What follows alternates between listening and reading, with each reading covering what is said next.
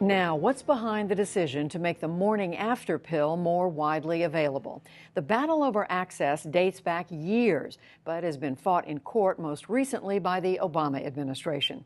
In 2011, the Food and Drug Administration decided the most popular form of the drug, Plan B one-step, should be available to all girls and women without prescription.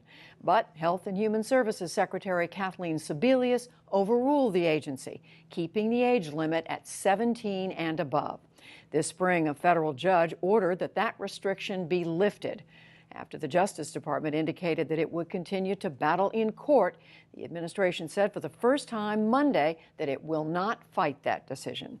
Julie Rovner of NPR joins us again. Welcome back to the NewsHour. Nice to be here. So why is the Obama administration changing its position on this? Well, basically, it ran out of legal options. There was an appeals court ruling last week that said that the administration could not have a stay of that judge's order from April on all forms of this medication. So basically, while this appeal was being heard, which was going to last several months, at least one form of this medication, the two-pill version, which was the original version of Plan B, as it's called, would have to be available immediately on the shelves with no age limit. And the administration found that sort of untenable. So they've basically gone back and said to the judge, the original judge, that if it's okay with him, that Plan B one-step, the original pill, they would make that available without age restriction, but they will not make the two-pill version available without age restriction. But the pill that will be, as you say, one step, one pill, and that's it. That's all a person would need to do.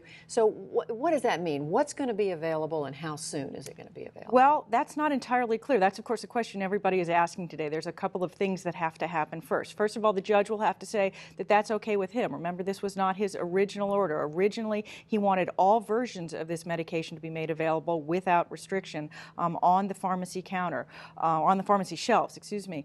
So the judge will have to say that that's all right with him. If it is, then the company that makes that drug will have to apply to the FDA for a new label to say that it's available to women regardless of age. The FDA will have to approve that, which they've said they will do almost immediately. That's what they've said.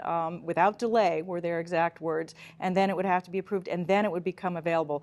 The speculation is that that might take perhaps a month, but no one knows for sure exactly how long that would be. So over the counter, Julie, and how much is it expected to cost? Well, and this is the rub. Plan B one-step is the one brand name drug of this class of drugs. It costs between $40 and $50, which is for one dose. For one dose. Now, it's important if you've had unprotected sex, you're worried about getting pregnant, that's perhaps not so much to spend to prevent an unwanted pregnancy. The generic versions of this drug, though, cost considerably less, usually, $10, $20, perhaps as much as $30 less.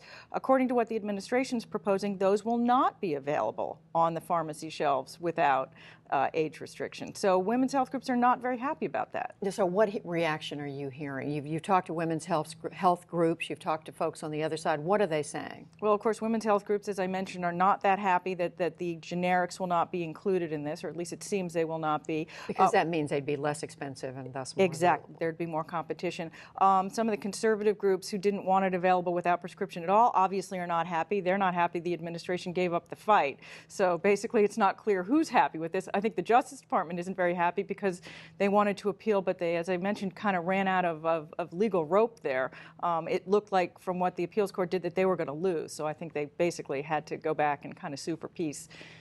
Who is it believed which women is it believed will take advantage of this? Age group? Have there been studies done? Is there informed speculation about what the reaction to this is going to be? Well, there's been all this talk about teenagers, and particularly young teenagers. One of the reasons there's so little data on young teenagers is that it's not really thought that it's going to be used that much by young teenagers. The real issue with how this has been split, where it's been available by prescription for teenagers and without prescription for older women, is that by having it behind the counter, so everyone's had to ask for it, it's been difficult for women to get it. They've had to go only when pharmacies are open.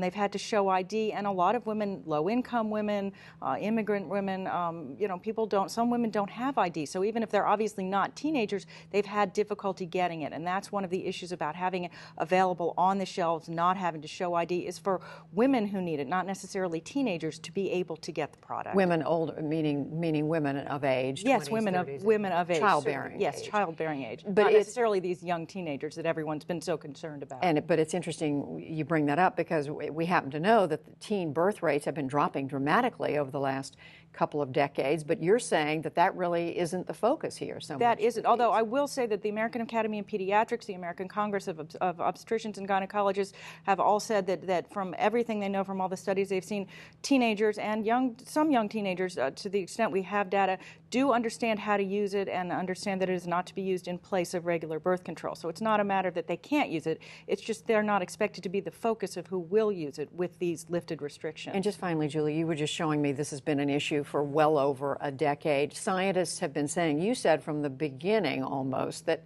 this is a safe medication. Yes, in 2003, 2 advisory committees for the FDA voted overwhelmingly that it is, this was when there was only the 2-pill product, that it was safe to be used and that it was safe enough for women of all ages for this to be sold over the counter without age restrictions. So it's really been a political fight through 2 administrations now. Politics. Isn't that a surprise? Julie Rovner of NPR, thank you very much. Thank you.